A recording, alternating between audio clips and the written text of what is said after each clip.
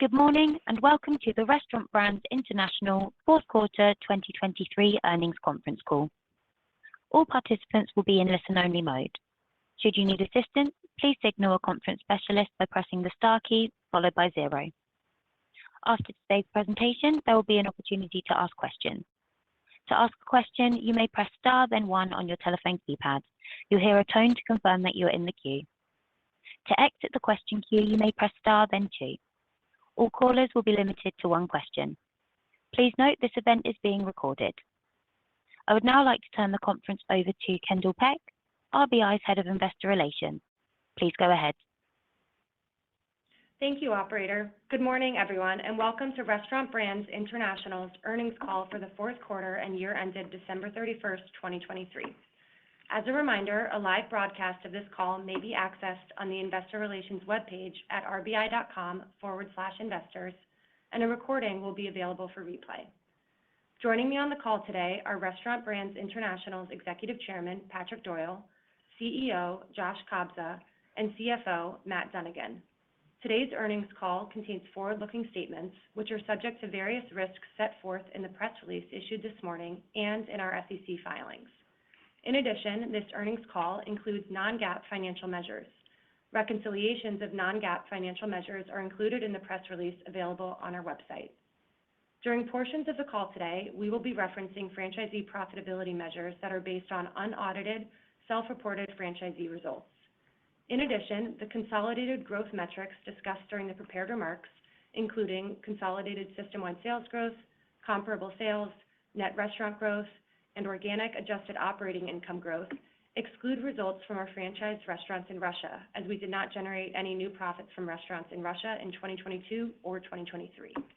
As a reminder, our Tim Hortons, Burger King, Popeyes, and Firehouse Subs segments include results from each brand's restaurants in the U.S. and Canada, while our international segment represents consolidated results from all 4 brands outside of the U.S. and Canada.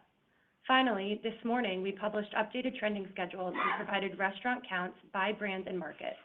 Both documents can be found on our Investor Relations webpage under Financial Information. And now I'll turn the call over to Josh. Good morning, everyone, and thank you for joining us today. With our investor event coming up in New York on Thursday, I plan to use today's call to focus on Q4 and 2023 performance. And then we'll use Thursday's event to give a longer-term outlook on the business, including sharing, for the first time, long-term guidance. Today's call marks our first quarter reporting under 5 segments: Tim Hortons, Burger King, Popeyes, Firehouse, and International, and reporting adjusted operating income. This shift fully aligns with how we are now managing the business and provides each of our 5 business unit leaders with even greater autonomy over their strategic decisions and greater accountability to deliver strong returns. We are also lapping the 1-year anniversary of our commitment to provide public accountability for reporting on franchisee profitability. I'll let Patrick share the results in a bit, because this was really his push, but I want to acknowledge our incredible franchisees and their restaurant teams who are doing a great job driving sales, generating cost efficiencies, and delivering operational improvements. We're proud of the progress they've made, including delivering average home market franchisee profitability growth of over 30% in 2023. And we're working to drive continued strength in 2024. Turning now to results. For 2023, comparable sales grew 8.1% and net restaurants grew 3.9%, resulting in 12.2% system-wide sales growth and 7.5% organic adjusted operating income growth. For the fourth quarter, we delivered 5.8% comparable sales and 3.9% net restaurant growth, which drove year-over-year system-wide sales growth of 9.6%. This quarter, organic adjusted operating income was relatively flat year-over-year, largely due to incremental spending behind our Fuel the Flame initiatives at Burger King in the U.S. We also delivered solid overall traffic this quarter, with Tim Hortons Canada seeing nicely positive traffic and Burger King U.S. reaching positive traffic for the first time since the second quarter of 2021. Firehouse U.S. traffic was also positive, while Popeyes U.S. and International declined slightly year-over-year, with International impacted by the conflict in the Middle East. We grew full-year global digital sales 20% to over $14 billion, representing over a third of consolidated system-wide sales. We opened 695 net new units during the quarter and 1,168 net new openings for the year, resulting in net restaurant growth of 3.9%. Net restaurant growth was impacted by our incremental closures at Burger King US and a higher mix of express units at Tim's China, which, as a reminder, are smaller format units with lower average revenue that are not included in our restaurant count. I'd now like to turn to our segment results, starting with Tim Hortons in Canada. This year, we're celebrating the 60th anniversary of Tim Hortons in Canada. Axel and team kicked off the festivities with the return of our 4 retro donuts. And as a fun fact, the Walnut Crunch has been the best seller of the retro showcase. In 2023, Tim Hortons Canada successfully grew share in sales and traffic year over year, an impressive accomplishment driven by the hard work of the team and restaurant owners to deliver a great experience to Canadians. For the fourth quarter, we saw a very healthy balance of check and traffic, aided by operational improvements and strong calendar initiatives, all of which drove Tim's Canada comparable sales growth of 8.7% and system-wide sales growth of 9.3%. Our hot, cold, and specialty beverage selection continues to gain traction with our guests. Sparkling Quenchers helped fourth quarter cold beverage sales grow 19% year over year. We also broadened our beverage and baked goods strengths with our Bailey's collaboration, including Bailey's Cold Brew with infused foam, Bailey's Latte, and our delicious Bailey's Boston Cream Donut. This partnership proved to be one of our most successful and contributed nicely to traffic growth during the quarter. Our PM-led snacking initiatives, like our Savory Twists and Dream Cookies, as well as our loaded bowls and wraps, contributed to PM food sales growth of 7% year over year, lapping 18% growth in the prior year, so strong year-on-year results. These initiatives also helped us to make progress growing PM food market share to nearly 9%, up from approximately 8% in 2022.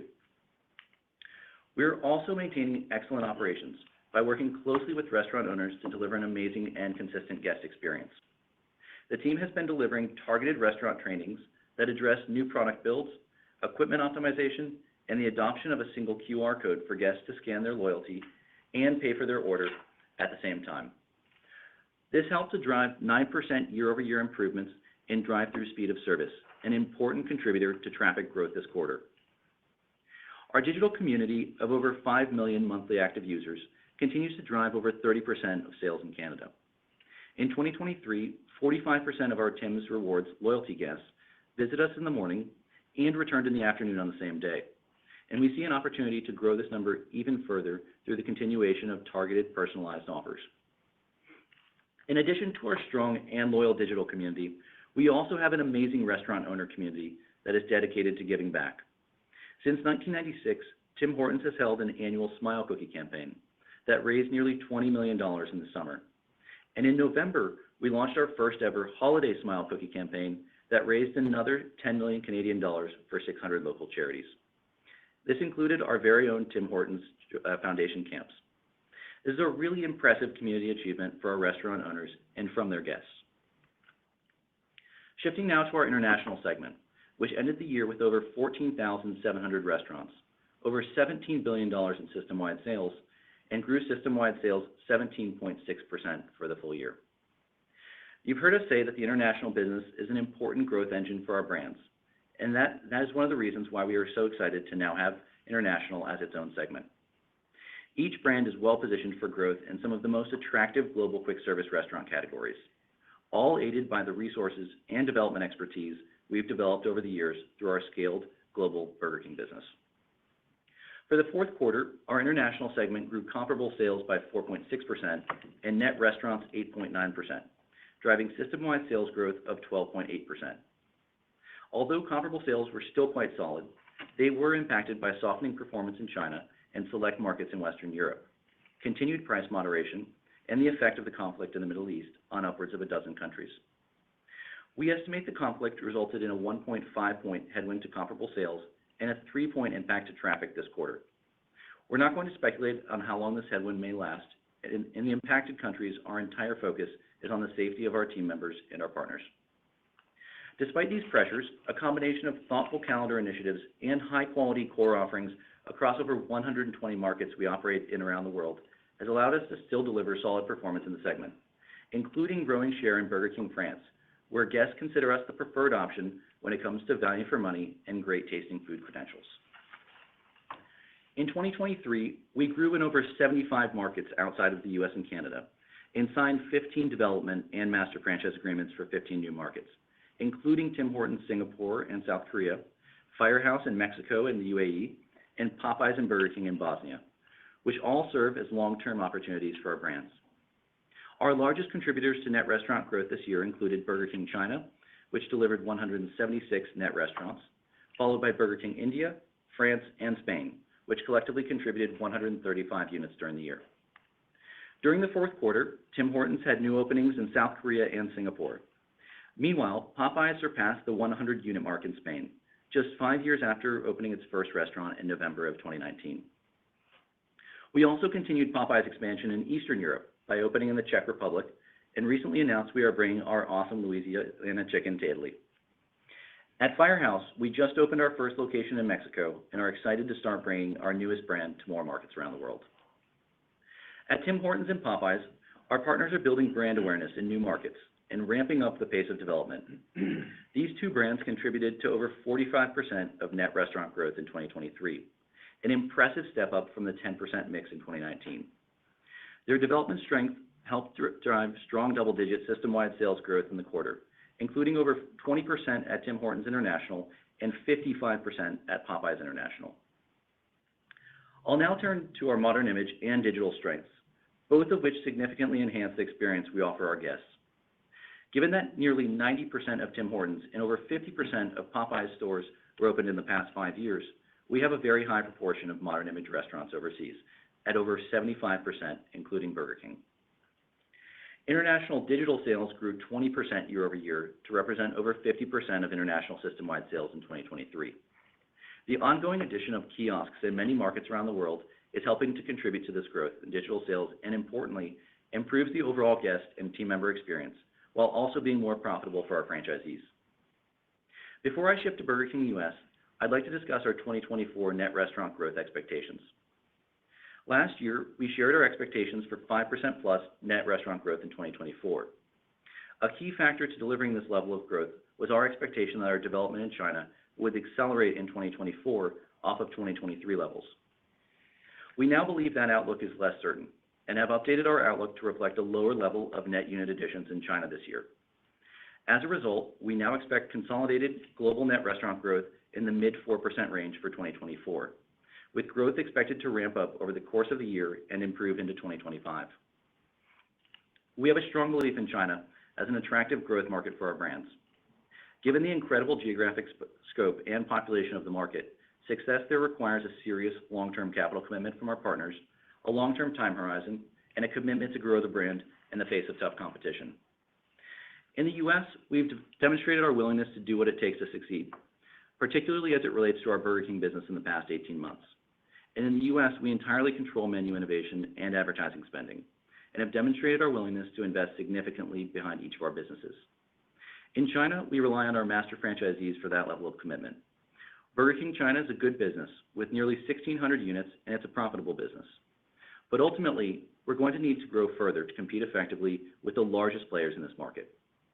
On the Tim's business, we believe our partner is going to need to commit more capital to grow that business in an exciting way, and we believe it's critical that they do so. We're working with them both to lay the foundations needed to meet the growth aspirations that we know we're capable of. Shifting now to Burger King in the U.S. 2023 was an incredible year for the brand. Burger King U.S. grew franchisee profitability nearly 50% year over year, significantly surpassed our year-end 2024 Fuel the Flame target, well ahead of schedule, and achieved low single-digit positive traffic growth in the fourth quarter, and saw significant improvements in operations across the system. Burger King U.S. grew fourth quarter comparable sales by 6.4% and system-wide sales by 4.6%.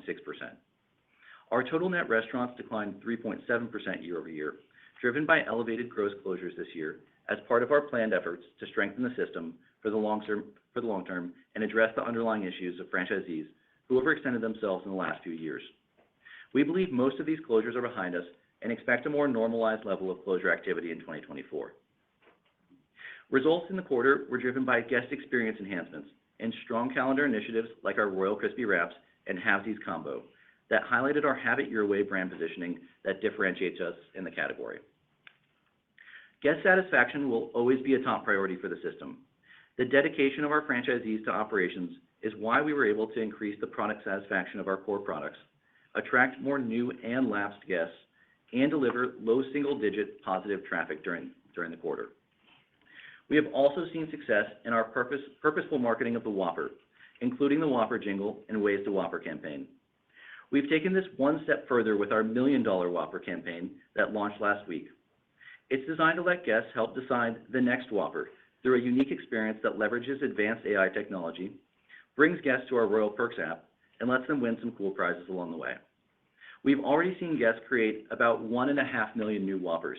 If you haven't seen it yet, please download the BK app and check it out. It's a lot of fun. This campaign is one of the many ways we'll accelerate digital adoption to drive higher guest frequency. Digital sales grew 40% year over year, resulting in a digital sales mix of 15%, including 27% mix in our company-operated restaurants. The positive results from our kiosk pilot across our company restaurant portfolio led us to expand our trial, and now we're testing this new kiosk pilot across over 100 stores in our franchisee system.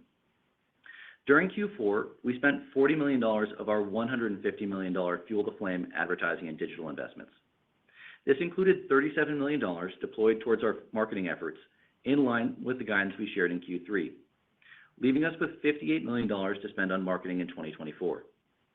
Based on our franchisee profitability results to date, we expect that as we enter 2025 and our marketing contribution rolls off, franchisee contributions to the ad fund will step up from 4% to 4.5%, ensuring we maintain our strong share of voice through at least 2026. As a reminder, should average franchisee profitability reach $230,000 by year-end 2026, this elevated ad fund contribution would remain in place through 2028. I'd also like to give a quick update on our $250 million Royal Reset program. Given the strong early results from our short-term refresh program, as well as the impact of our pending acquisition of Carrols, we now expect to shift approximately $50 million of the $200 million investment previously earmarked for remodels to an expanded short-term refresh initiative.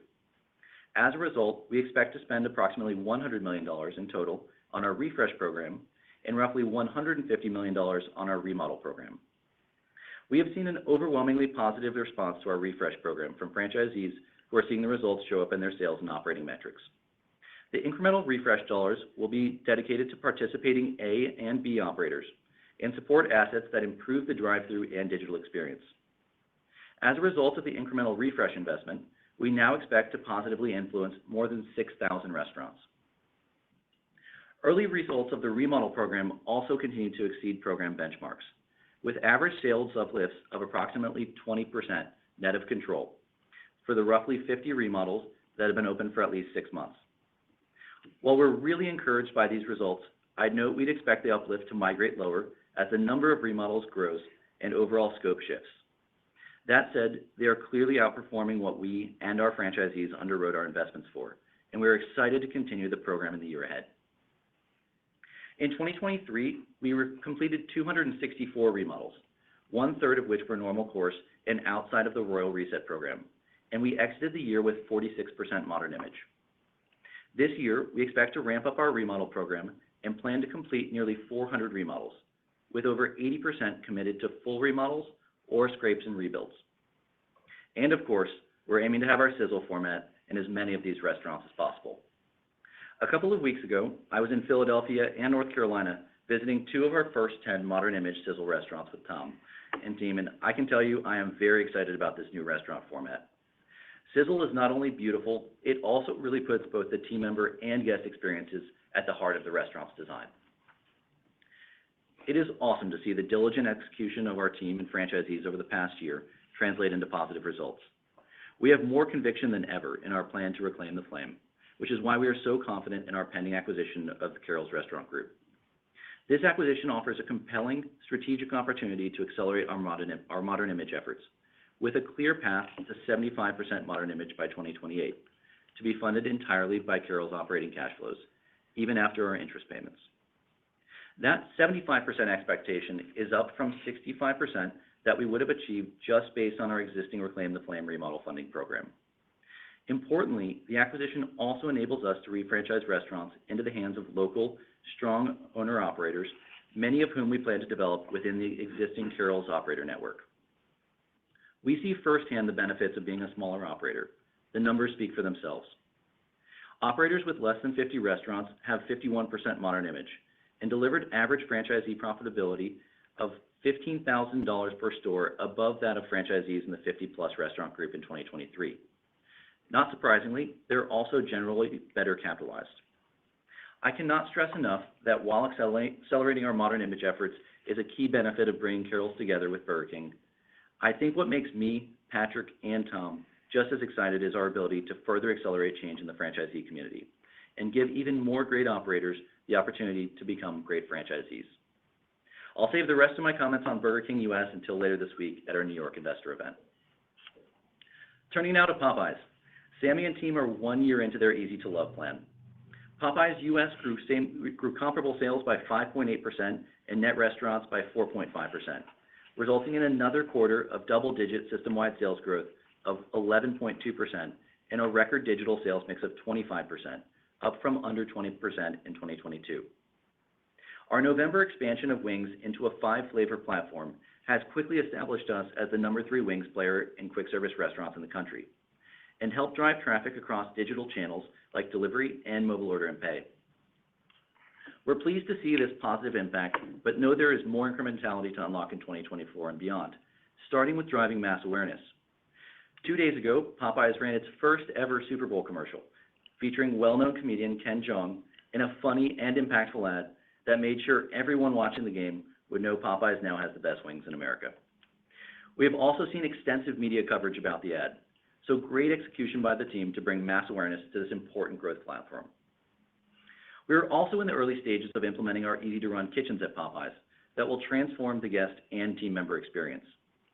These retrofits provide new equipment, updated kitchen layouts, technology upgrades, and process simplification, all geared to help solve fundamental operational hurdles that impact speed and overall guest satisfaction, while upholding our excellent product quality.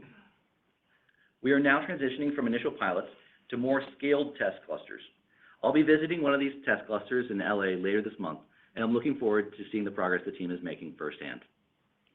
At Popeyes, we're also focused on building a system of best-in-class operators to deliver a more consistent experience while driving convenience. We made solid progress towards this goal by achieving another impressive year of unit growth, with growth across a broader set of partners, and most of our openings coming from top-scoring operators. We saw clear progress in 2023 against our strategic plan, Easy to Love, and this gives us confidence that the priorities in place are the right ones to ultimately drive franchise profitability to $300,000 by 2025. Lastly, Firehouse Subs, which grew comparable sales in the U.S. 3.8% and increased system-wide sales by 7.4%. There is a lot of excitement among current and new franchisees to grow this incredible brand, and we're seeing good progress in both the U.S. and Canada. In Canada, we expanded from Ontario this quarter, opening restaurants in 3 different provinces in Western Canada with incredible local operators. Earlier this year, Mike and team leaned into the brand's public safety roots and launched an exciting addition to our development incentive program to attract veterans and first responders who want to continue to serve their community in a new way as part of the Firehouse family. We're looking forward to seeing Firehouse's development ramp up this year as we bring the brand's flavorful subs to more locations across North America. We're also focused on being a leader in digital and saw strength in our mobile order and pay channel, which helped to drive digital sales to a record 40% of system-wide sales, an exciting accomplishment driven by the continued enhancements and investments the team is making to fuel the brand's overall tech strategy. As a result of this great work, we've seen close to 1/5 of all transactions coming from our first-party mobile order and pay or web ordering platforms during some of our recent promotions. With that, I'll now turn it over to Matt to discuss our financial results for the quarter. Matt? Thanks, Josh, and good morning, everyone. For the fourth quarter, our global system-wide sales grew 9.6% year-over-year, while our adjusted operating income was relatively flat, up 0.5% year-over-year, and our adjusted EPS was up 4.4% organically. The primary drivers of the difference between system-wide sales growth and organic adjusted operating income growth were our $40 million of support behind our Fuel the Flame program at Burger King US and an $11 million true-up to trade expenses in our Tim Hortons consumer packaged goods business. Combined, these had an impact of negative 7% on our year-over-year growth in adjusted operating income for the quarter. For background, in the Tim's CPG business, we have typically held a steady run rate of promotional spend as a percentage of revenues that has been tight versus industry, but in 2023 saw consumer price sensitivity and competition in Canada intensify considerably as the year progressed, which resulted in a greater than expected investment required to maintain our leading market share. We successfully held our share, but realized an $11 million true-up to close our year-to-date promotions from prior quarters. Given the continued pressures across Canadian retail, we expect our trade investments to remain elevated in 2024. Aside from this impact to our Canadian CPG business, our underlying Tim's supply chain business has continued performing well, with stable margins over the past few quarters.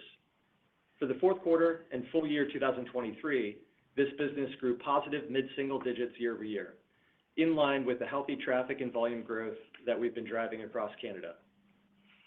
Our adjusted operating income was also impacted by higher segment G&A and increased bad debt expense of $13 million, primarily impacting our Burger King segment as an expected result of finalizing a few portfolio restructurings in the quarter. Segment G&A, which included equity-based compensation of $53 million, came in at $176 million, up $21 million year-over-year. The increase in segment G&A largely reflects higher compensation-related expenses associated with hiring, mainly across operations and franchising. Shifting to EPS, our fourth quarter adjusted earnings per share was 75 cents compared to 72 cents last year, representing an organic increase of 4.4% year-over-year. Our adjusted EPS also included a 5-cent per share net benefit related to discrete non-cash tax items, which was offset by a negative 8 cents per share headwind from the combined impact of our Burger King U.S. Fuel the Flame investment and true-up related to our CPG trade spending at Tim's. Our adjusted EPS was also impacted by higher interest expense due to higher U.S. benchmark rates, which flow through to approximately 20% of our debt. Turning now to capital structure and cash flow. During the quarter, we generated $356 million in free cash flow, reaching $1.2 billion for the year. Our free cash flow generation allowed us to continue executing on key aspects of our capital allocation policy, including $56 million of investments behind Reclaim the Flame at Burger King U.S., and returning roughly $634 million of capital to shareholders through our dividend and share repurchases. During the quarter, we repurchased and retired 5.9 million shares of our common stock for $385 million, and today we declared our Q1 dividend at 58 cents per common share and unit, targeting a $2.32 per share dividend for 2024, up 5.5% year-over-year. As part of Reclaim the Flame, this quarter we deployed $40 million towards our Fuel the Flame advertising and digital investments, and $16 million of capital toward our Royal Reset program, including $8 million for our Royal Refresh program. We have $77 million of Fuel the Flame investment left to deploy in 2024, and $189 million of Royal Reset remaining. Our free cash flow was also impacted by higher cash interest, impacting the 20% of our debt that is not fixed. However, our free cash flow metric does not reflect the benefit of our FX and interest rate hedges, which added approximately $49 million of positive cash flow in Q4. We ended the year with a liquidity position of approximately $2.4 billion, including $1.1 billion of cash, and saw our adjusted EBITDA net leverage ratio remain consistent at 4.8 times, given our share repurchase activity in the quarter. Looking ahead, we remain confident in reaching our mid-4x target net leverage ratio by the end of this year, even after accounting for the pending acquisition of Carrols. Now, I'd like to wrap up with some guidance for 2024 on G&A, capital expenditures, and interest expense.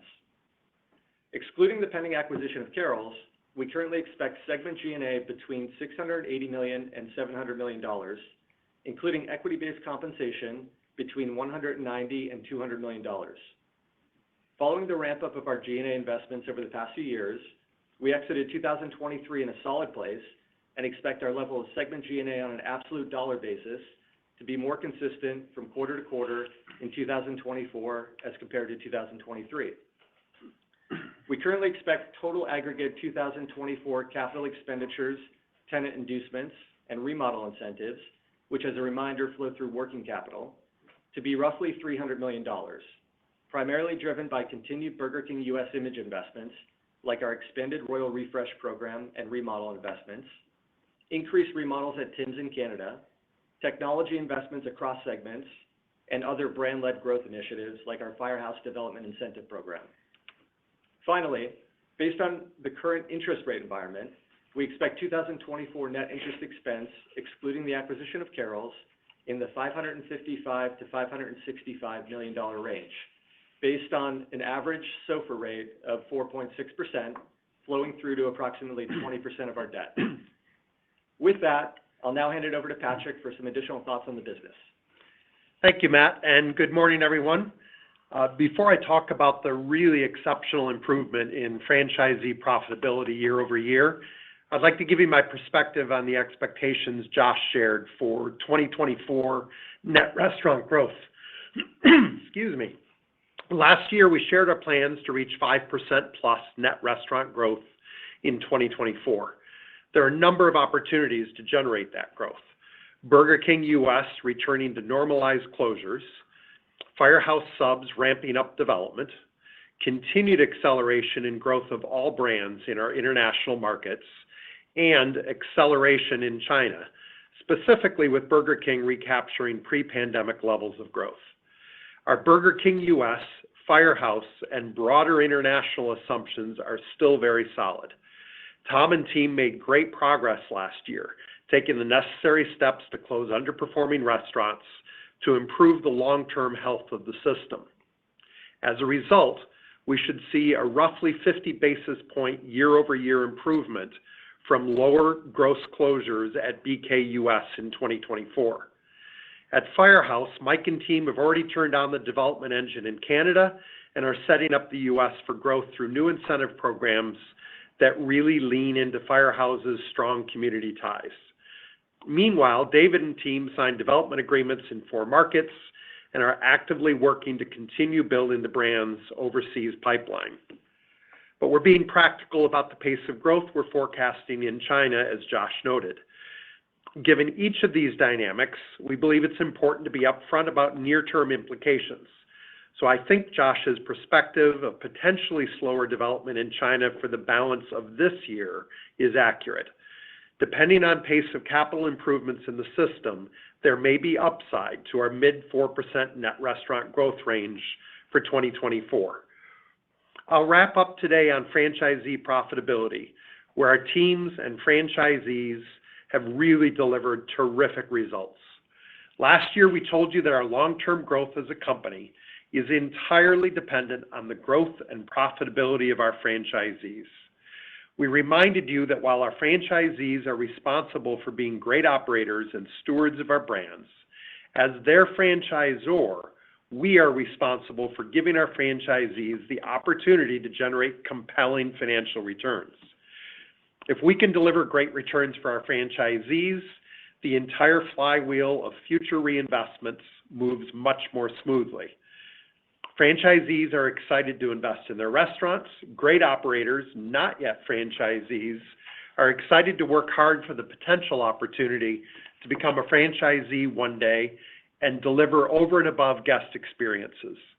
And guests receive the consistent great experiences they deserve every time they visit or order from one of our restaurants. We committed to publicly sharing four-wall EBITDA for our home markets annually so that you, our investors, and our franchisees can hold us accountable to continue pushing forward and making progress. In 2023, we made a lot of progress. Average home market franchisee profitability is up by 30%, while our profitability as the franchisor is up 9%. And I think that's awesome. We need to deliver compelling profitability growth for our shareholders, and we're doing that. Our franchisees need to realize compelling profitability growth to continue to invest in their business, and they are seeing that. This is exactly how this is supposed to work. At Tim Hortons in Canada, average four-wall restaurant EBITDA in 2023 was over 280,000 Canadian dollars, up nearly 30% from $220,000 a year ago. Burger King US saw average restaurant profitability of over $205,000, representing nearly 50% growth from $140,000 a year ago, and putting us well ahead of the 2024 Fuel the Flame threshold of $175,000 to unlock a higher ad fund rate from franchisees for the coming years. At Popeyes US, average four-wall restaurant EBITDA grew approximately 17% year over year to roughly $245,000 compared to $210,000 last year. And on Firehouse Subs, we saw a 38% increase in restaurant profitability, reaching $110,000 compared to $80,000 the year before. While these results are really impressive, especially in just 1 year, we need to continue demonstrating a growth path this year and in future years. There's a lot of opportunity for our franchisees still ahead of us. To achieve this, we need to further improve operations. We've said it before, but better operators have better profitability. On average, A operators for each home market generated restaurant profitability that was 30% higher than the system average. In fact, Tim's, Popeyes, and Firehouse A operators have already achieved our long-term profitability targets, which I plan to share with you on Thursday. And as a result, these franchisees are generating strong unlevered paybacks. I strongly believe that we must deliver our part of this equation, but ultimately, execution is in the hands of our franchisees, and those that do it better make way more money. That should be inspiring for everyone. I'd like to echo Josh's comments around franchisee profitability. I'm very proud of the progress our teams and franchisees made this year. Delivering results like this does not happen overnight. It requires hard work, patience, and collaboration and dedication. I'm confident we will continue to move the ball down the field in the year ahead. With that, let's take your questions. Thank you. Please press star followed by the number 1 if you'd like to ask a question, and ensure your device is unmuted locally when it's your turn to speak. If you change your mind or your question has already been answered, you can withdraw your question by pressing star followed by the number 2. Our first question today comes from Brian Bittner of Oppenheimer. Please go ahead. Your line is open. Thank you. Good morning.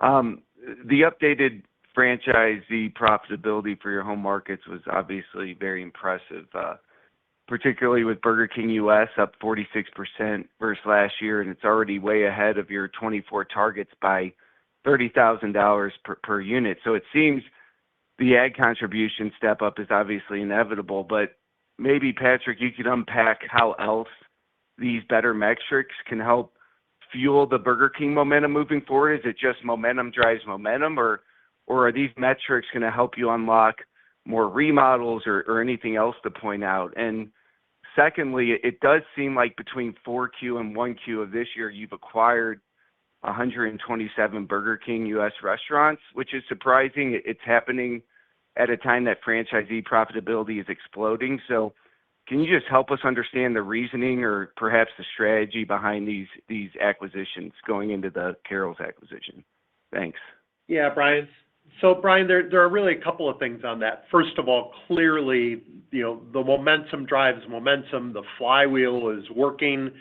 The other thing that I would add to your question is the 20% return on remodels that we referenced. And, some of you, I'd seen some speculation out there that perhaps those numbers weren't as good as we had been expecting, that we talked about 12% because we hadn't shared those yet. In fact, we wanted it to go longer because, frankly, the numbers were coming in so strong that we really needed to see it go a bit longer before we were ready to believe it.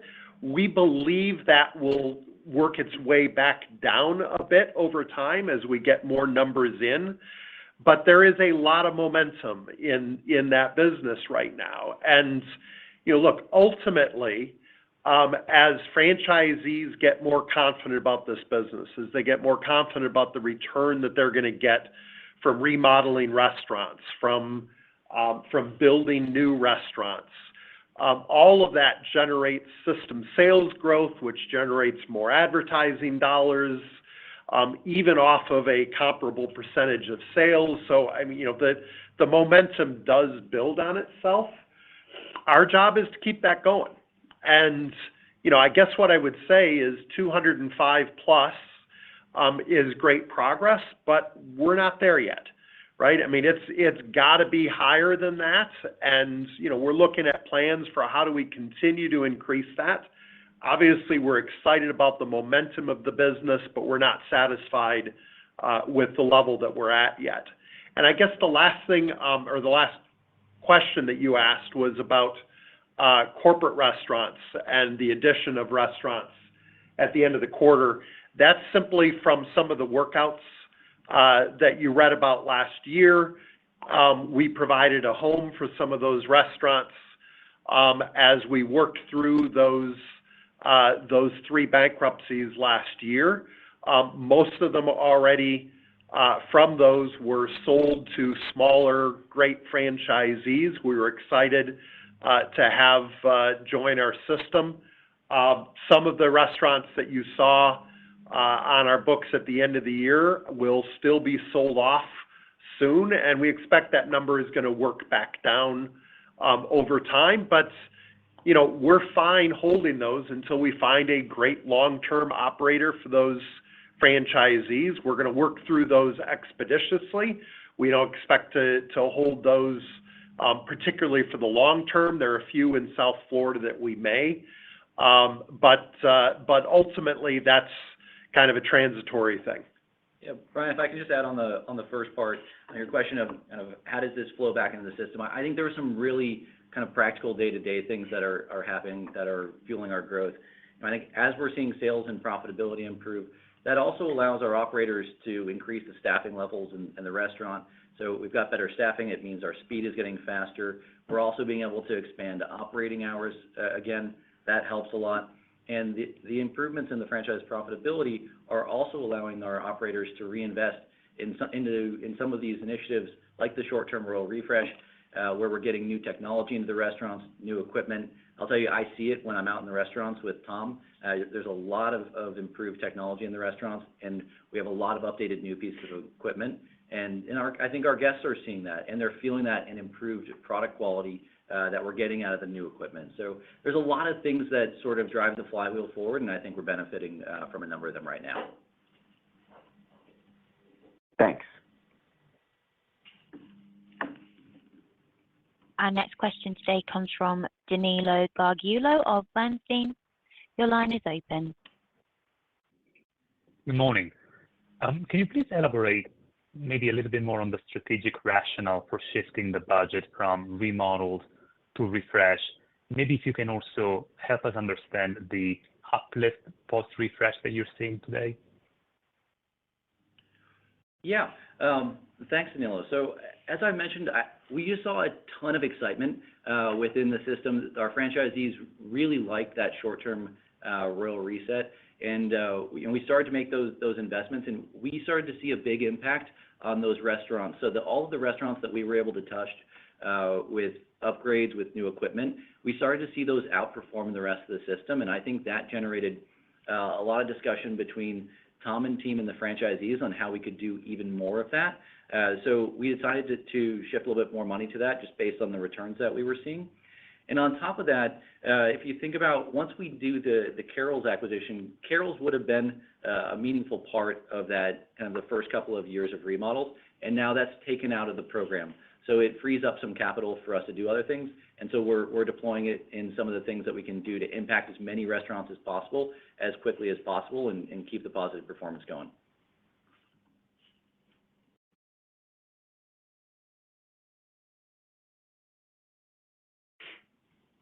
The next question comes from John Ivankoe of JP Morgan. Please go ahead. Hi, thank you. I think in your prepared remarks, correct me, but I heard some softness or perhaps slowing in Burger King in Western Europe. So I wanted you to elaborate, kind of on those comments, and if you think that, they're specifically related to the Middle East conflict. And if you can, juxtapose, those comments with what you said about fiscal 23 development, where some of the highest rates of development were in France and Spain, I think specifically, and whether we could potentially see slower overall unit development as same-store sales have slowed, in 24 and perhaps 25. Yeah, John, thanks for the question. A few thoughts on this one. So we did see a bit of a sequential slowdown in terms of same-store sales in Western Europe. I think some of that was expected just as you're seeing inflation decelerate a bit. So I think that's the biggest driver of what we're seeing there. Though I would say we still did pretty well, in markets like France, which has been a fantastic market for us. It was a little bit slower, but we were still positive, and we're still taking share there. So I think we're happy with the business performance. We don't see any particular correlation with the conflict in the Middle East in terms of the performance that we're seeing in Western Europe.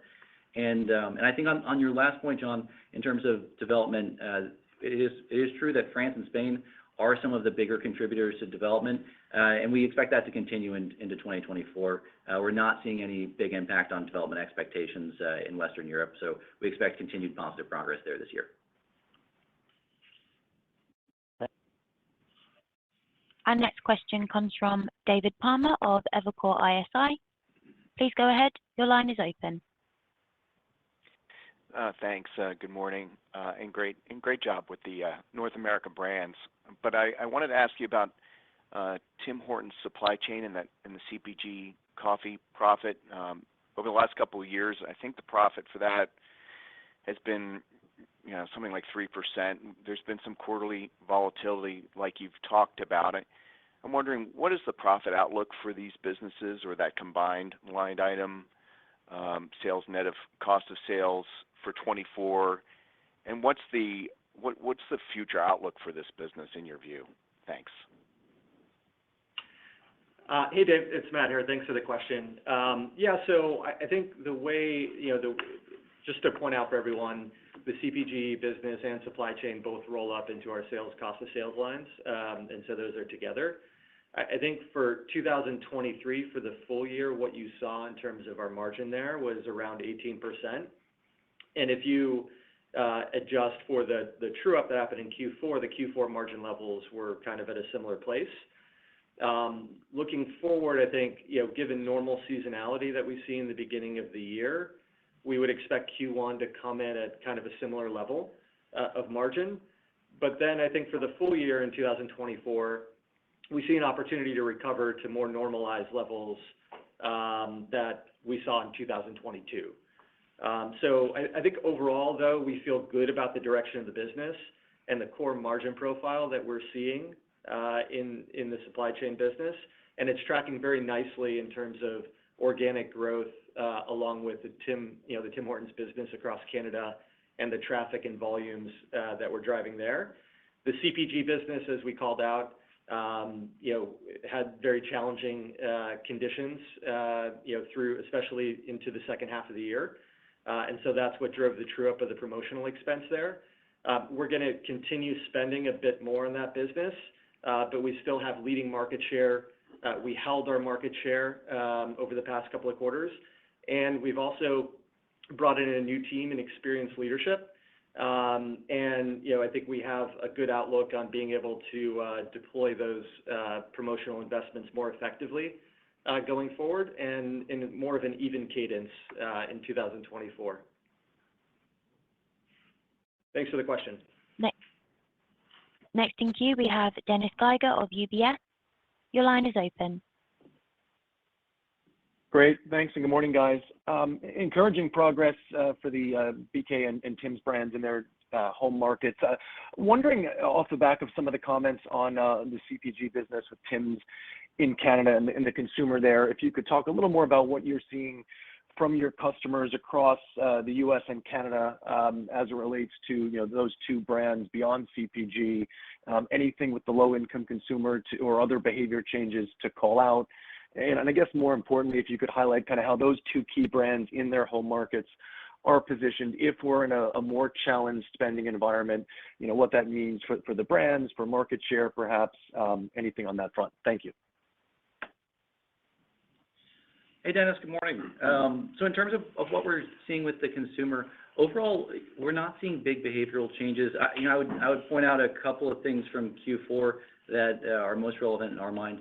One within the Tim Hortons business in Canada, we pointed out that we had really solid same-store sales, but it was combined with a really good mix of traffic. We've seen that throughout the year, but we're kind of half and half mix, which means we had solid traffic.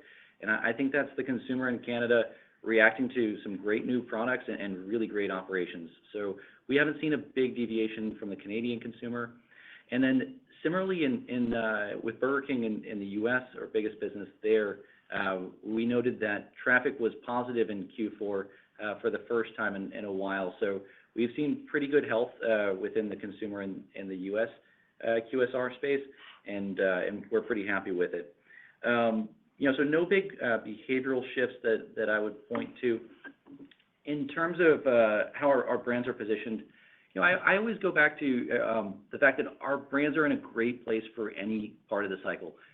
We offer great value, high-quality products, and convenience. I think that's true across our entire portfolio. So I think we're already really well positioned. And as long as we keep doing what we're doing, which is focusing on the basics of the industry, trying to do everything right around quality, service, and convenience, that's what's driving our results right now. And I think that's going to serve us well and allow us to keep driving good results into 2024, regardless of what happens with the overall consumer environment. Yeah, maybe just one quick thing to add there to Josh's comments on the U.S. and BK. On the positive traffic, we did see positive traffic across all income groups as well. That's a great point. Thanks, Matt. The next question comes from Andrew Charles of TD Cowen. Please go ahead. Great, thank you. Josh or Patrick, if I just take the last question, maybe ask it a different way. Curious about your level of confidence of sustaining BK US and Tim's Canada traffic growth in 2024, and really specific to BK US, recognizing what could be an intensified value focus for the U.S. industry in 2024 is suggested by your largest competitor. Thanks. Yeah, thanks, Andrew. I'll share a couple thoughts. Patrick, feel free to jump in as well. Like I said, I just think there's so much stuff that Tom and team are doing that's focused on the basics that's going to allow us to drive traffic, not just this year, but for many years to come. We're improving our operations. We're doing really cool things, focusing on our core equities, whether it's the new commercials about how it ain't the same without the flame, focusing on the Whopper with the $1 Million Whopper. It's a lot of stuff that's going to create consumer excitement around our strongest core equities. I think that's wonderful. And we're also doing a lot more remodels. I mentioned we're going to go from just over 250 remodels to 400 remodels. Those are the kind of things that drive more customers into your stores, and we're doing more and more of them and doing them really well. So that's the stuff that I think gives us a lot of confidence in the outlook for this year and beyond.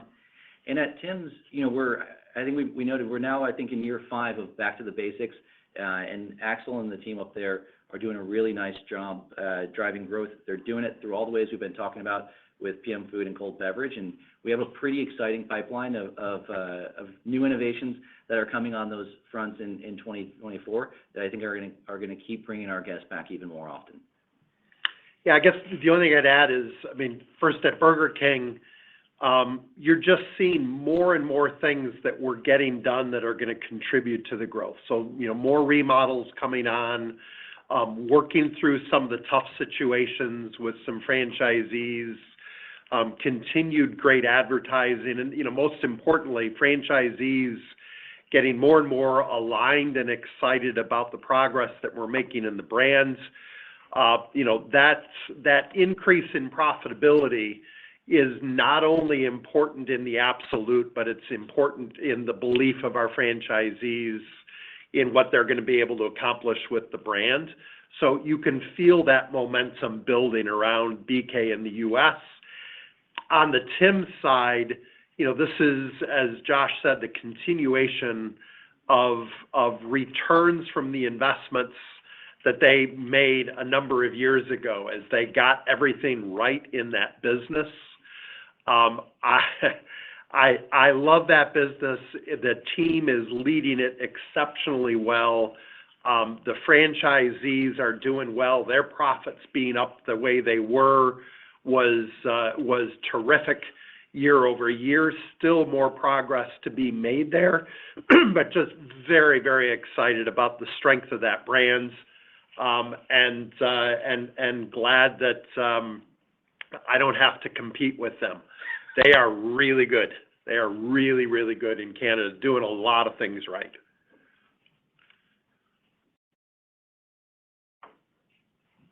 Thank you.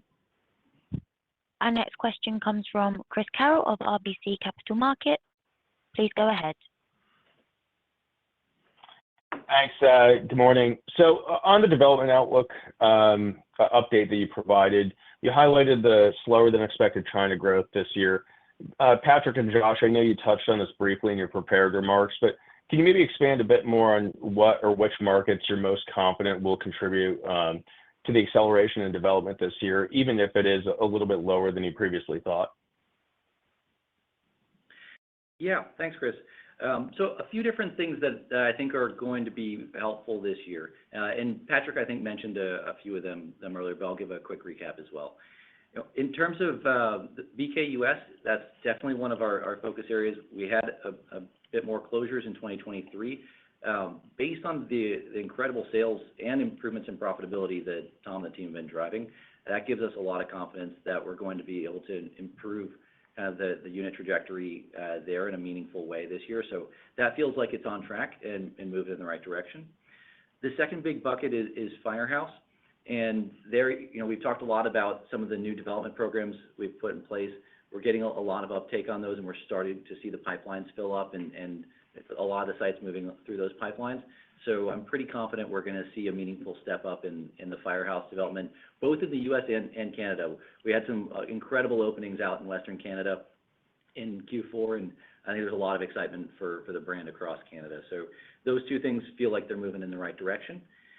We've got some good stuff happening in international across our new brands, especially some of the stuff that we're doing with Popeyes and Tim's. We have some of the Popeyes markets that are ramping up. Think of places like Popeyes in India or Popeyes in the UK. There are a number of those markets. Popeyes in France is another great one. We were there just a few months ago, and they're doing a really nice job. So there's a lot of good Popeyes markets that are ramping up, and I think we'll see some positive momentum on in 2024. You know, the other side of that, obviously, is what's going on in China. And I think there are a couple of factors that are going in there. One, we've seen a continued shift to some of these smaller express units within Tim's that, as we mentioned, we don't count in our restaurant count. So that has some impact on the KPI. And we also do believe that there needs to be some more capital put into that business to really realize its potential. And then on BK China, you probably saw we actually did see a step forward in 2023. We were up to around 176, I think, net new units for the year. But I think there is some question on the outlook and kind of appetite and alignment for growth there that's impacting our outlook for the full year. So that's sort of the puts and takes of it, which, as we said, we think gets us to around 4.5%. And we'll keep updating you out throughout the year as we get more visibility into where that's likely to land. The only thing I'd add is, look, we've got longer term confidence in net unit growth. We really do. This is simply about China and how much capital is available to grow near term this year. All of the rest of the things that we have looked at that are going to generate unit growth are very, very much on track. Our next question comes from Brian Harbour of Morgan Stanley. Please go ahead. Your line is open. Yeah, thank you. Good morning. In Burger King US in the fourth quarter, you know, how much do you think, I know there's a number of initiatives that are working very well. How much of that, though, do you think was, you know, a consequence of the marketing you did? Also, do you think that kind of the marketing investment in 24 will look similar with respect to timing? Or, you know, what else do you think was sort of a swing factor there in the fourth quarter? Hey, Brian, good morning. So in terms of BKUS in the fourth quarter, you know, it's hard to quantify the exact breakdown, but I do think there was a positive impact from the advertising spend for sure. We're investing more, and I think the team is doing a wonderful job on the effectiveness of that advertising. But I also think there's a big impact there from operations. It's one of those things that's underappreciated, but we're seeing a big improvement in the quality of operations, and our franchisees are doing a fantastic job there. And we think that's a big part of the overall comps for the year.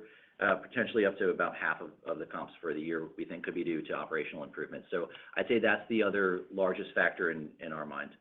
In terms of the 2024 outlook, as we mentioned in our earlier remarks, we're about caught up in terms of where you'd expect us to be in terms of that advertising spend in the program to date. So I think we have just under $60 million left to spend in 2024. We're not ready to give an exact pacing of that throughout the quarters quite yet, but I would hope it'd be a little bit more even than what we saw in 2023. The next question is from Sara Senatore of Bank of America. Your line is open. Great, thank you.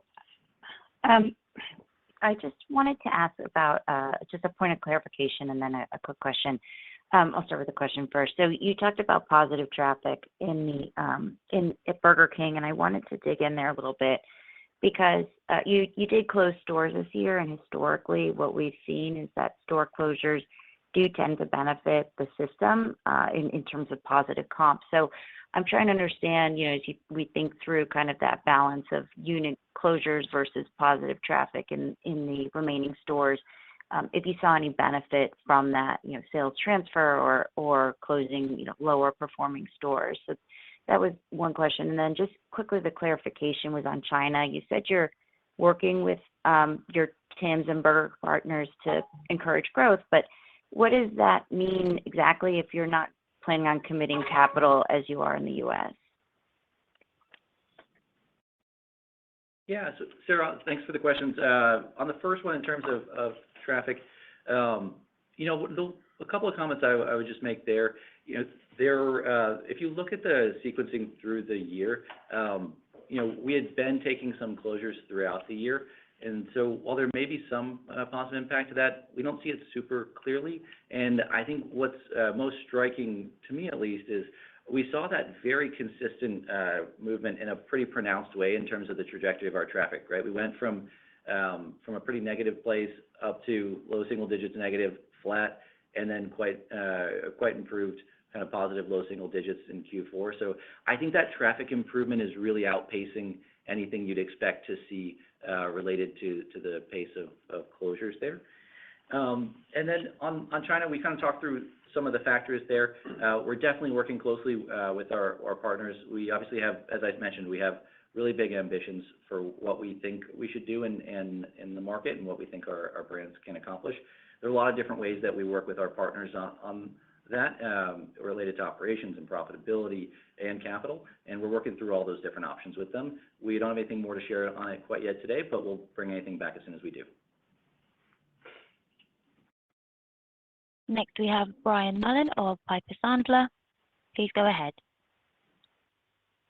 Hey, thank you. Just a question on Popeyes specific to the U.S. Can you just update us on the simplifying the operations journey that you're on, maybe touch on what the key priorities are for 2024 as a part of the plan? And related, you know, I ask because the unit growth is very solid already at 4.5% last year, but is the thought that you'd actually be able to accelerate that unit growth pace once more and more operational improvements are made? Thanks, Brian. So in terms of where we are on improving operations, especially around what we've called our easy-to-run kitchens. So throughout 2023, we were focused on improving the model, kind of making sure we had the right combination of elements in that easy-to-run kitchen, whether that's software improvements or new pieces of equipment, new procedures, new technology. And I think we've got that increasingly well refined through those early pilot restaurants. What we're working on now is starting to ramp up deployment in clusters.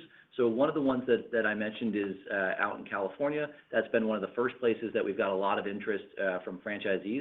So we're going to go and do a larger deployment in the cluster in California, and then we'll start to do a few more of those throughout the course of 2024, so we can really figure out how to refine the deployment model and do it effectively market by market. There's a big element of training that goes into that, so we want to really make sure we've got it right. And from there, what you think we'll be able to scale it to the entire system, hopefully later in 2024 and into 2025. So that's sort of the game plan. You know, in terms of the impact that the easy-to-run kitchens can have on the business, I would tell you, I probably think about it more in terms of operations and guest experience than I do in terms of restaurant growth. I think what's going to be magical about this is if we can make it easier to run for the team members and therefore improve the guest experience through things like order accuracy, the speed of service and the drive-through friendliness. Those are the things that I think are going to really unlock the unit level potential. And I would expect to see that in our guest feedback and our product satisfaction, and ultimately in the same store of traffic and sales that we're able to drive at the restaurants. That for me will be the biggest measure of success of easy to run, and that's what we're looking at in the restaurants. Patrick, anything you want to add? Yeah, the only thing I'd add is as you look at the returns we're going to generate on Popeyes as it gets easier to run, there are really two things that happen when you improve service in restaurants. One is, you know, the customer is happier because they're getting a better experience, they're moving through more quickly. But the other is frankly just being able to fulfill against, you know, incremental demand. And, you know, if you look at Tim's, one of the reasons Tim's is generating traffic growth is because they have improved their service times in Canada. You go to a Tim's at 7:30 in the morning in Canada, and you are going to see very busy drive-thrus. So, you know, if they can improve the speed of service, it's not only a better experience for the customers, but you're just simply able to generate more sales because you're able to get more people through the drive-thru over the course of an hour. As we build more demand with great new products at Popeyes like wings, our ability to fulfill against that, our ability to get them through the drive-thru, to give them better service times, not only will make the customers happier, which will in turn generate more demand, but frankly, just our ability to get more people through the drive-thru is going to increase sales. The next question is from Lauren Silberman of Deutsche Bank. Your line is open. Thanks for the question. I had another one on Tim Hortons supply chain margins. Can you just talk about the underlying supply chain margins, excluding the CPG business and expectations there? And if you can just remind us on how you price the franchisees in the commissary, the timing of that pass-through, how that influences the margins. Thank you. Yeah, thanks for the question, Laura. So, yeah, in terms of margins, we look at it holistically across, you know, the whole category of sales, cost of sales. And kind of as I said, I think we exited the year in 2023, we were around the 18% margin. Q1 is seasonally lower, so it'll probably be pretty consistent with that. But we do see some opportunity to drive that back up toward 2022 levels, which were a bit higher, around the 19% level. As it relates to pass-through of commodity prices, we do that, as you recall, we do that with a bit of a lag. So we try to price through in a reasonable way what we see happening in the commodity market. But we do that on, you know, in intervals throughout the year, a couple of times a year. It doesn't happen on a frequent recurring basis. Having said that, I think the overall commodity cost environment has balanced out and stabilized, quite a bit over the past few quarters. Thanks for the question. Next, we have a question from Eric Gonzalez of KeyBanc. Your line is open. Hi, thanks for the question. And congrats on the strong improvement in franchisee profitability at BKUS. I'm just curious what this might mean for your U.S. franchisees and their ability to fund remodels at a faster pace. You know, with these numbers out there in the public domain, do you think this helps franchisees get better access to capital to fund their projects? And also, I think you attribute about half the improvement to operations. Does this imply the other half is commodity relief? And assuming you won't get much more relief on the commodity side, do you think you can continue to drive meaningful improvement in store-level profitability without significant progress on that remodel program? Yeah, Thanks, Eric. Good morning. Appreciate the question. You know, I think it's for sure the case that that increasing franchise profitability, it impacts the attitude of lenders towards the system. It impacts our franchisees' appetite to invest and their ability to invest. And I think it also just shapes confidence in the future. You know, when we have sales, traffic, and profitability all moving in the right direction, I think the overall excitement of the system about where we're going definitely has an impact on everybody's excitement about investing. You saw that with our decision to acquire Carrols. I think that shows pretty clearly our optimism about where the system's going. So I think that is definitely the case, and we're definitely feeling better about the outlook for remodels in BKUS. You know, one thing I would just add there, we mentioned a little bit earlier, we already had a line of sight to getting to around 65% of the system on Modern Image just through the first couple of years of our Reclaim the Flame program. You know, that was before the Carrols acquisition. You know, and now with Carrols, we think that line of sight goes up to about 75%, which is good. But ultimately, I think we want to get the BKUS system, I've said this many times, to a place where, you know, almost every Burger King you see around the country is a modern, convenient location. We think that probably means something like 85 to 90% of the system needs to be modern over the next few years. So there will probably be some further investments. You know, just to give you a couple data points to be in the right zip code there. You know, if we already have line of sight to 75%. If we want to get to 85 or 90, that's about 1,000 more restaurants that we think we would need to create to do remodels on. And in terms of the cost of that for us, if you look at what we're putting into to the existing first couple of years, it's just a little bit shy of $300,000. So hopefully those data points kind of give you a sense of where we want to go and some of the related investments that'll come over that sort of 25 to 28 time horizon. And then in terms of the kind of the contributors to the performance, we do think a big part of that sales and traffic performance came from operational improvements. There's obviously a lot of other stuff going on as well in terms of effectiveness of marketing and advertising spend. And, you know, I think our confidence in the ability to continue that is just driven by all the fundamentals that Tom and team are driving. And we think there's a lot more. We just think there's a lot more to do in this BK system that'll take us more years to fully realize. Patrick, you want anything? Yeah, the only thing I'd add is, you know, Josh just took you through the rough math on what could be the spend to kind of get us up to that 85-90% level. And the only thing I would say is we want to reward franchisees who are leading and investing early and are excited about the brand and the business. You know, if we do something at that level, that would be equal to what we had done before. And frankly, what we want to do is reward franchisees who are doing these things ahead of the curve, not at the end of the curve. The next question comes from John Zamparo of CIBC. Please go ahead. Thank you. Good morning. I wanted to ask about the international business and in particular store-level profitability. And obviously, you've got lots of countries and formats, but I wonder if you can give any clarity on this. And I wonder how you look at store-level profitability internationally. Is it by country or by region or by brand? Do you have as much visibility internationally, at least in your most important markets, as you do for your domestic markets? And I know you want to save a lot of this for Thursday, but is store-level profitability something you plan to offer long-term guidance on? Yeah, John, thanks for the question. I think it's a great point. And I would tell you, as we've thought about the last year or so, I think we really brought a big level of focus, especially to our home market franchise profitability. It's where we felt like we had the most work to do. And it's a little more straightforward. As you pointed out, it's a few markets, and it's a little bit closer we operate those markets. So I think we made a lot of progress on that, and we're going to bring increasing focus to our international markets over the next year or so.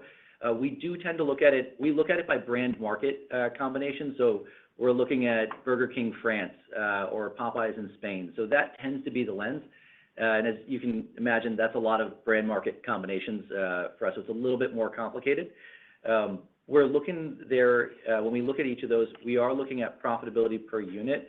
But I think probably the easiest metric to look at across all those markets is the payback periods. We want to get to a model where our franchisees are realizing compelling paybacks. That's what, drives the viability of the business and causes folks to want to reinvest and grow those businesses more. So that is exactly the right way.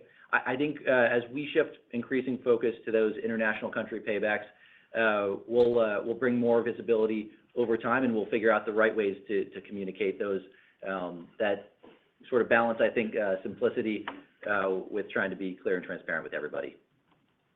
Patrick, do you want anything else you want to add on kind of long-term outlooks or anything? It's complicated on the international side. What we've focused on, and we have had that discussion many times inside, and there's no way to kind of give you a clean single answer on that. What we look at is, our team, David and his team's job is to find great partners and then help those partners in the early years work their way to a good return on those units. There is a point at which the master franchisee kind of takes over that job.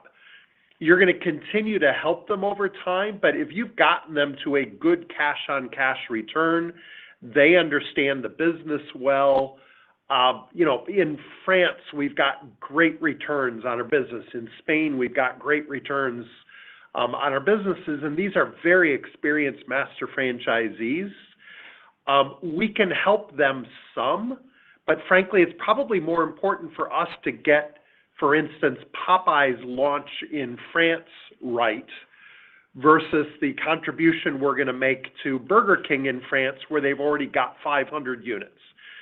So we've spent a lot of time kind of working through that, and I don't think there's a way we're ever going to be able to give you kind of a clean answer for overall on international. Really what we're going to give you more, I think, is just guidance on look, and this is true. Overall, returns are very good in our international business, but it clearly varies market to market, brand to brand, and particularly is going to vary early in the launch of a new brand in a new market. The next question comes from Gregory Francfort of Guggenheim Partners. Please go ahead. Hey, thanks for the question. I want to ask one. I don't think it's gotten a lot of attention today, but just on Popeyes, I know the wings launch was pretty late in the fourth quarter, but can you talk about what you're seeing either from sales contribution or how it's attracting new customers or changing your delivery business? Just any thoughts on that would be helpful. Thanks. Yeah, Greg, thanks. And I got to tell you, we're all really excited about the new wings at Popeyes. Most people are probably surprised to know that Popeyes didn't have a flavored wing platform, so we're really happy we could do that. And I think it's another terrific example of the work of our culinary team led by Chef Amy. They did a really outstanding job on these wings. If you haven't tried them yet, please do. We were already starting to see some impact of the wings in Q4. I would tell you more of the behavior that we saw initially was add-on behavior as opposed to new guests. And that was a lot of what was behind the thought of doing the Super Bowl ad, because we didn't have high awareness, mass market awareness that Popeyes had wings, and the Super Bowl is a tremendous vehicle to drive mass market awareness. And I think the Super Bowl this year was no exception. It was one of the best. I think the viewership was actually the highest ever, so we got even more bang for our buck. And I think now that we have greater awareness, we're hoping to see even greater incrementality to traffic over the course of Q1 and beyond. But really happy with the wings so far. I think it's a terrific addition to the Popeyes menu, and we'll keep you updated as we see progress through the quarter and for the rest of the year. The next question is from Jeffrey Bernstein of Barclays. Your line is open. Great. Thank you very much. Actually, just two clarifications. The first one, Patrick, I think the U.S. and Canada home market franchisees are probably pretty happy with the direction of profitability. I'm wondering with you or Josh, as you travel around meeting with franchisees, what's the the new number one topic of discussion, or what's the greatest pushback or concern, whether it's top line or bottom line related? Just curious how those conversations are going.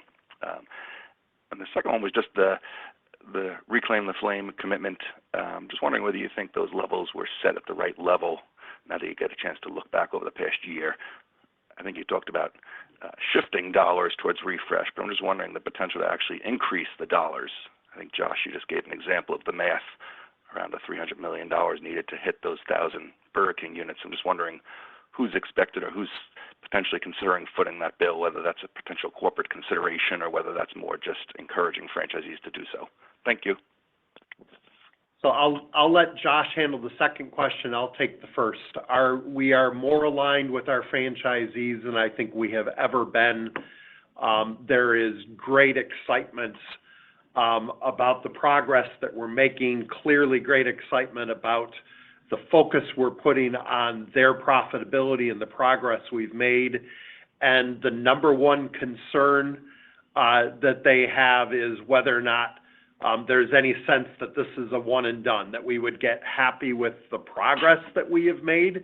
And the answer for all of them listening is absolutely not. And we will talk about goals on Thursday for each of the home market brands.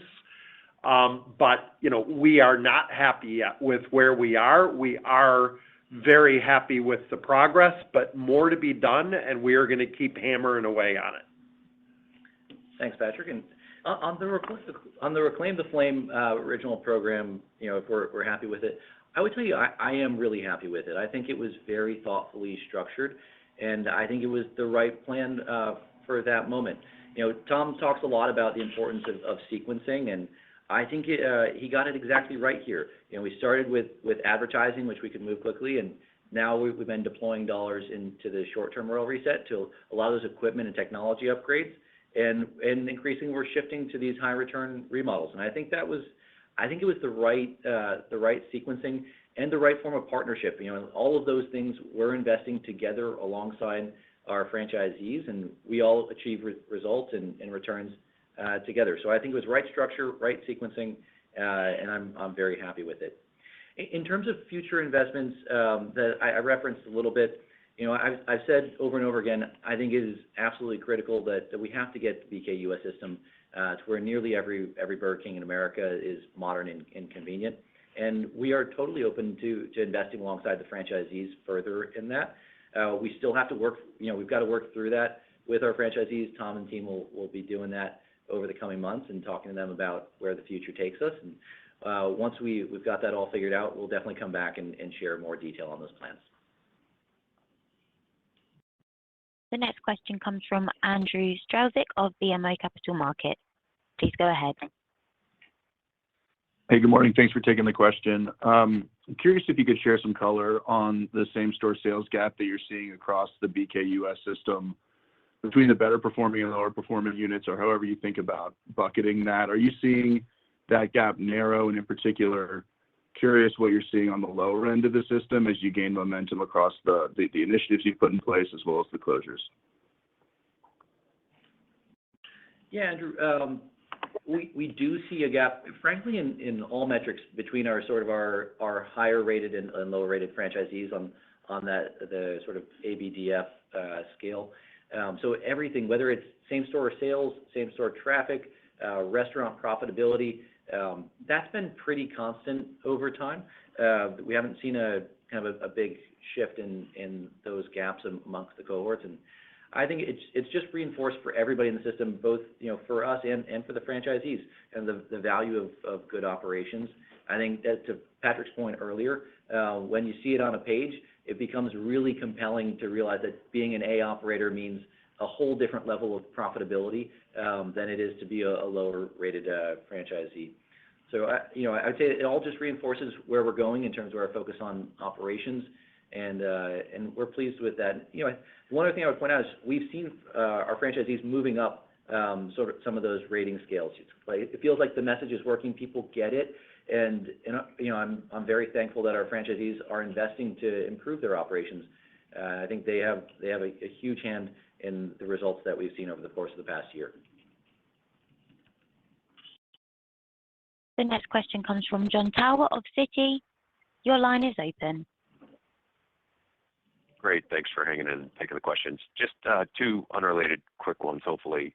First, on the China business, I know you have a couple franchisees in that market, but I'm curious what sort of recourse you might have should either franchisee not live up to expectations with respect to hitting their unit growth or perhaps committing more capital to the brands. And then the second question, I know we've talked a lot about the health of the franchisees and the consumer across some of the core markets, but specifically Tim Hortons Canada and BK US. Can you help us think about how the franchisees are thinking about pricing in 2024 relative to 23 levels? Thank you. Hey, John. So in terms of China, it applies to all of our international businesses. We have master franchise agreements with our partners, and those tend to outline kind of the expectations, mutual expectations of the parties. Our preference is always just to work collaboratively with our partners anywhere in the world to build those businesses. But there are certain expectations that are set out in those agreements. In terms of Tim's and BK profitability and pricing expectations, I would just say broadly that I would expect to see less pricing taken in 2024 versus 2023. I think you all are probably seeing that across the restaurant space and in other spaces like grocery, for example. I think some of that's a reflection of commodity prices that have started to stabilize a bit. So I think you'll see a pretty decent step back in level of pricing across the industry, and I expect that'll be the case for Burger King in the U.S. and Tim's in Canada as well. The next question comes from Jim Sanderson of Northcoast Research. Please go ahead. Hey, thanks for the question. Just real quick, I wanted to go back to the U.S. performance for BK. You mentioned that performance improved across all income groups. Any insight on the sale mix for promotions, whether consumers are leaning in more frequently to deals that are offered in the quarter? Hey, Jim. It's Josh. No, I haven't seen anything particularly of note in terms of changes in behavior there. Employment drives consumption in the category. You've heard that from me often, but that is the answer. It's really about employment levels, and as long as employment stays strong, I think the categories can continue to be good. We'll now take our last question from Jake Bartlett of Truist Securities. Your line is open. Please go ahead. Great. Thanks for taking the question. Mine was about the focus on smaller franchisees in the U.S. And I'm wondering if you could just frame that out into, for instance, how many total franchisees or average size, in 23 versus maybe 22, and what you expect that to land at in 24, and really with an eye on how that impacts G&A spend. In the past, I thought that consolidating the franchisee base was a source of efficiency for you. It seems like that's unwinding, so I'm just wondering what the impact of that might be. Hey, Jake. Thanks for the question. I would tell you, we have been focused on having more local operators in their communities. You've heard that expressed in different ways across each of our businesses.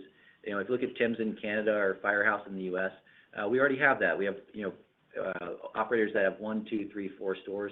I think that's fantastic, and I think it reflects itself in the engagement of those operators with their communities and the operations of those restaurants. And so we have articulated that we want to move to something maybe not as small as that in Burger King and Popeyes, but we certainly do want to have our operators living and operating in their communities.